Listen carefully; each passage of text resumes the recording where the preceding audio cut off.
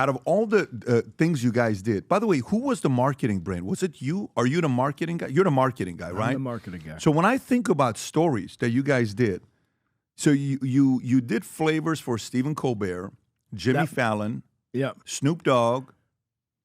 You did one for President Bush called I Do, because of the same-sex marriage stuff, which I thought that was funny. Did you come up with that, or did... Those were all after my time. Oh, okay, got it. There's a Bill Clinton one called Chocolate Chip Cookie Dough. Was that your time or no? Chocolate chip cookie dough. I didn't realize there was an association with Bill Clinton. But Monica Lewinsky was white, though. No, it's like chocolate chip cookie dough was kind of like the last flavor during my reign. Oh, I thought maybe. Well, also New York Super Fudge Chunk. Wait a minute. No, there was fish food. That was the very last flavor under my direction. By the way, you guys also did one called by Colin Kaepernick called it Change the World. Yeah, that's a good Change the World. And then you did one with, not the Defund the Police. It was called Rustic Remixed in 2020 for criminal justice, for Black Lives Matter. So I got a question for you. When are you doing a Trump ice cream? No plans on the books that I've seen. Why not? You can do an orange sherbet. You can do, right, Rob? I mean, you gave that idea. Well, there are opportunities, perhaps Tillamook or Bluebell or Haagen-Dazs. But let me ask you, if Ben & Jerry's were to do a Trump ice cream, would the customers be upset? Who knows what the customers would be, but I wouldn't see that. Well, actually, my understanding is that Ben & Jerry's is nonpartisan. So stop it. How many Republican ice creams have you guys made? You guys have made it for all the left president. You make one for Republican president. Do one for Trump. But if you should do one for Trump. What you ought to come up with Trump insurance. Trump insurance. You're so funny. You're so funny. No, I think he's doing fine business-wise. No, I don't run the insurance company. I'm still the CEO, but it's not what I used to do. By the way, this ice cream, I'm glad we went through this year. What's this one here? Oh, Talenti. Yeah, what is that's that? another one. Is that good, or you respect it, or is it like a... I haven't really eaten it much. So what's Talenti? It's another ice cream. The way you reacted, you didn't react like that to Haagen-Dazs. So you gave a little bit more love to Talenti. What was that all about? Like it was like you saw an ex of yours or a girl, back in the day. It's like, oh my God, it's Mary. It is another brand that is owned by my parent. Oh, really? It's owned by Unilever. Oh, so but is that like a?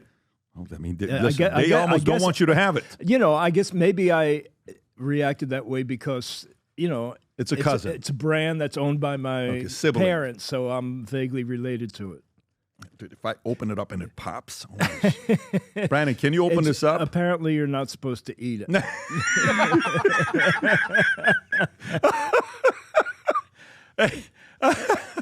Somebody come open this up. I actually want to try it.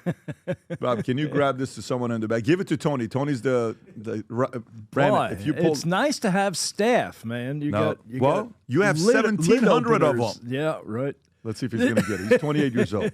Will he get it? Oh, he still doesn't have it up. Who's going to do it? Jesus.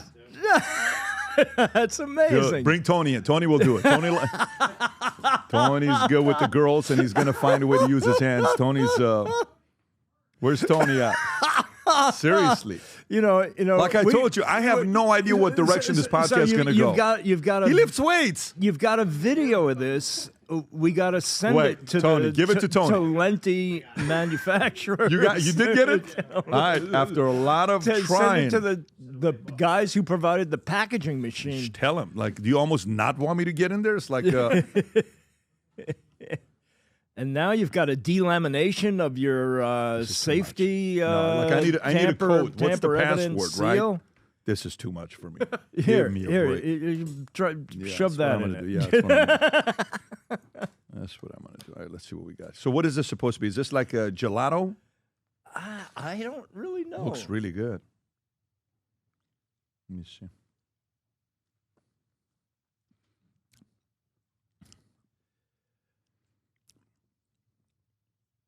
Tastes like medicine.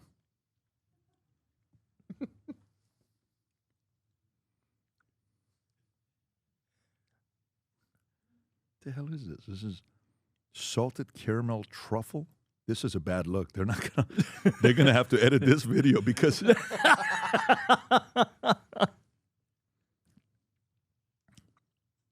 No, doesn't work for me. No, this is 5th place. Well, maybe the cherry is 5th place because I'm not a. Oh, because you're into the dirt. Yeah, the dirt was delish. So. All right, here. Yeah, this is for me. Thank you. So, going back to it. Mm-hmm. Building a business. How many people have you fired in your career? A lot. Why you fire people? These poor guys. Why you do such a thing? Well, in the early days, there were, all we had was a homemade ice cream shop. And most of the people that we hired were scoopers.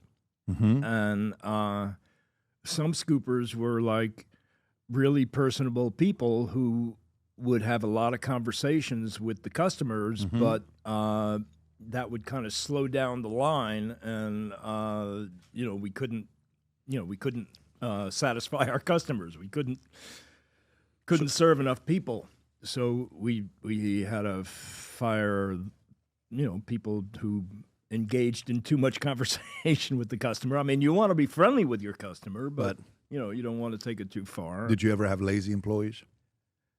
Lazy employees. We had employees that worked at one speed, and it was slow. They were really nice people. They were really good people. Why'd you fire them, though, man? That's cold. It's like capitalists fire people. Socialists don't fire people. Ben, give me a break. Like, look, if you were a former employee that Ben fired you and broke your heart, call me. Let's have some Haagen-Dazs ice cream together, right? I would fire some of these. By the way, just so you know, don't feel bad. I've fired a lot of people as well, and trust me, it's never fun to do, but sometimes you got to do it. Right. It's a horrible thing to do. I mean, sometimes when, Jerry and I knew that, somebody needed to get fired, I would be the guy who did the firing. Seriously? Yeah. We would say, the monster is hungry. The monster must eat. And it was, meant that was a person that needed to be fired. You guys literally would go in front of the face of the guy you're firing. You would say the monster is hungry. We were referring to me. I'm the firer.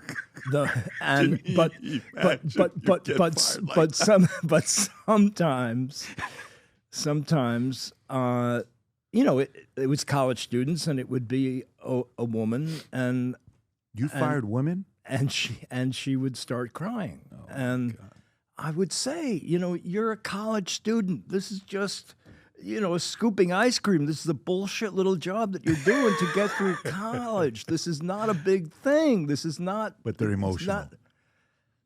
Yeah, people. I've been fired from a few jobs, and I actually kind of like it. Where'd you get fired from? It's very freeing. Where'd you get fired from? I got fired from Ann's Coffee Park Diner. Who fired you? We got to go find this person. Ann's husband. Ann's husband? Yeah. Shame on him. Yeah, I was a short order cook working in the back there, and, you got your steam table, and, somebody orders, a hot roast beef sandwich, so you open up the refrigerator, you get, the pre-sliced slabs of roast beef out of the refrigerator, you dunk it in this lukewarm water to warm it up, and you have your white bread on the platter, and you kind of put it on it and put the gravy on top of it, and we were also doing prep work, and after the lunch rush, there wasn't as much money coming into the cash register, and Ann would turn off half the lights in the kitchen, because she wanted to keep her expenses in line with the income. And I was trying to explain to her that, we're working with sharp knives back here. We'd like to be able to see what we're doing. And this went back and forth, and she would shut off the lights, and I'd turn them back on. And eventually, How old were you when you got fired? Were you in your 20s? Like, were you? Yeah. I got fired once. What were you Bob's doing? Big Boy. Or not? Bob's Big Boy. Yeah, Bob's Big Boy in Burbank or Glendale off of Glen Oaks. You know why I got fired? They had a walk-in freezer. And I used to hide in the walk-in freezer and eat coleslaw.